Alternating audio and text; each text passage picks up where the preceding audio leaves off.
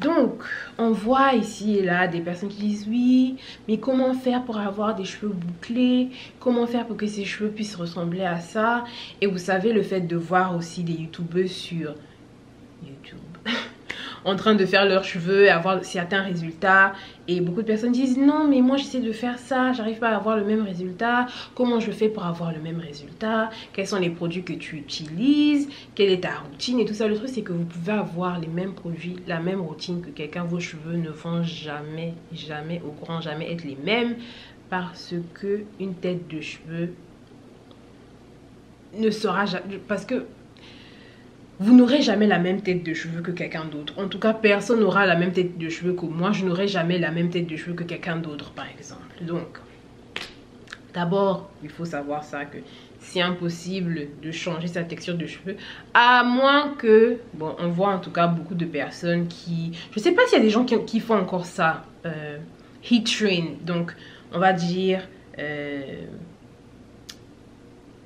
heat train, c'est quoi? C'est... aider, je vais pas dire forcer, mais entraîner ses cheveux à recevoir de la chaleur. Donc ça, je pense que c'est peut-être une forme de heat damage, donc dommage dû à la chaleur. Donc il y a des personnes qui font le heat training. En tout cas, je connaissais une youtubeuse qui s'en est allée malheureusement à cause d'une maladie, qui heat train ses cheveux, qui faisait en sorte que ses cheveux puissent recevoir de la chaleur tout le temps. Donc tout ce qu'elle faisait, genre une fois par semaine, elle faisait des soins, elle faisait son... elle séchait ses cheveux et après elle lissait ses cheveux une fois par semaine. Et le truc c'est qu'elle était heat trained, donc elle voulait que ses cheveux puissent être habitués à recevoir de la chaleur pour que ça puisse se lisser d'une certaine façon et tout ça. Ok, donc si vous faisiez la même chose, si vous faisiez la même chose, vos cheveux vont être comme ça. Je me rappelle que quand j'étais entre la 6e et la 5e, mes cheveux étaient heat trained sans que je ne puisse le savoir. En tout cas, je faisais mes cheveux une fois par semaine. J'avais la chance de faire mes cheveux une fois par semaine. Et tout le temps que mes cheveux étaient faits, on utilisait de la chaleur. Mais je vous assure, je ne sais même pas comment mes cheveux ne tombaient pas. On utilisait une chaleur assez forte et le peigne fin passait. Et mes cheveux n'étaient pas défrisés. Ils étaient texaxés en 6e. Genre, on me les a tellement coupés qu'en 5e, 4e, j'étais plus texaxé. Donc, heat training. Also, regarde-moi, en train de parler anglais. À part le heat training, il y a aussi le temps. Donc, les hormones et la longueur.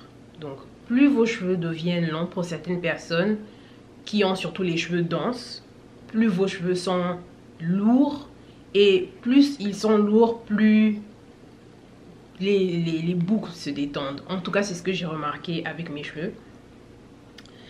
Mes cheveux, je sais pas combien de textures j'ai, je sais même pas combien de différentes textures j'ai sur mes cheveux, mais je ne sais même pas, je sais plus trop combien de textures j'ai sur ma tête, mais ce que je sais c'est que au milieu de mes cheveux, au milieu de ma tête c'est une certaine texture, sur les côtés c'est une certaine texture, donc il y en a 4.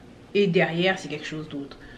Donc j'ai remarqué surtout que mes cheveux des côtés et de derrière étaient un peu plus détendus que d'habitude. Les cheveux du devant ont toujours été détendus, donc. Mais on sent bien que avec le poids, les cheveux sont en train les boucles sont en train je veux pas dire de se déboucler, mais en tout cas ça pèse, donc ça tombe en fait. Donc il y a ça. Donc pour répondre à la question, oui, c'est possible que vos cheveux puissent changer, que votre texture peut changer au fur et à mesure du temps. Mais ça n'arrive pas à tout le monde, ça dépend, je pense que ça dépend de la densité, parce que si vous avez des cheveux fins, des cheveux très fins, en tout cas, je pense pas que ça va, je sais pas quelle personne a des, je n'ai pas encore vu une personne avec des cheveux fins et, comment on dit ça, qui tombe. Donc il y a le temps, il y a aussi utiliser, je crois, les poudres indiennes. Je crois que le henné Le henné a cet effet. Pourquoi? Parce qu'il a des protéines. Et je me rappelle, c'était peut-être en 2011. À un moment, je faisais du henné à répétition et je voyais que j'avais beaucoup plus de définition dans mes cheveux. En fait, le truc, c'est que la texture ne change pas, mais vous avez beaucoup plus de définition. Donc, c'est un peu ça pour l'histoire. For the English part of this version, please look at the minutes here. So, hi everyone, I'm Helen, you already know. I'm here to talk about a change of texture throughout the time. So, there's some people who are wondering if they can have the hair that somebody else has, and my answer is no, because no matter the hair products, the techniques you have, you will never ever have the same hair than somebody else, because our hair is unique.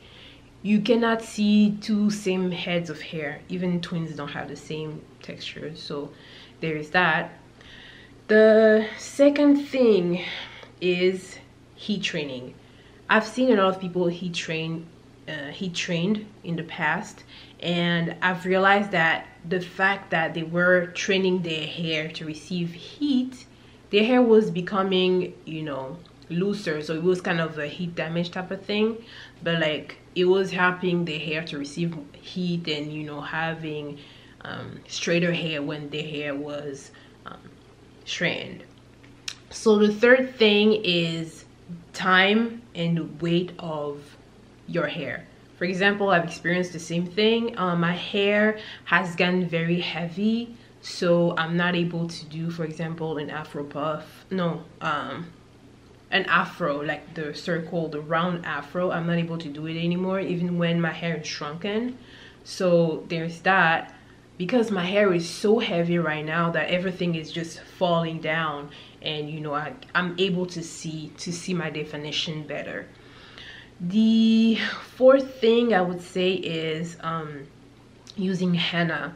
So henna is, I think it's probably the protein in henna, don't quote me please, but the thing is, at some point I was using henna, like I was repeatedly using henna, and I could see the difference. I could see my hair was getting more clumpy, and I could see more definition in my hair, while, you know, in other circumstances, you know, my hair was just, you know, just regular schmegular. I have like about 4 different textures of hair.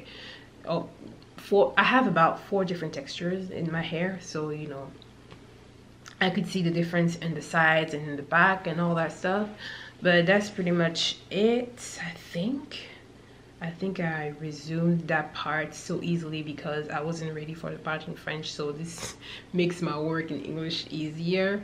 Yeah, I think I've talked about everything. Heat training, time and weight, and also your density. I feel like if your hair is very, very fine and your hair is not dense, you will not have the, how you say it, your hair will not fall when it's longer, because your hair is not dense enough to be able to fall. I don't know if you know what I mean by that.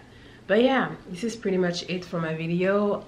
See you in the next one. Don't forget to see you in the next one. Don't forget to rate, comment, subscribe, and leave your suggestions so I know which type of videos you want to see here. Bye bye.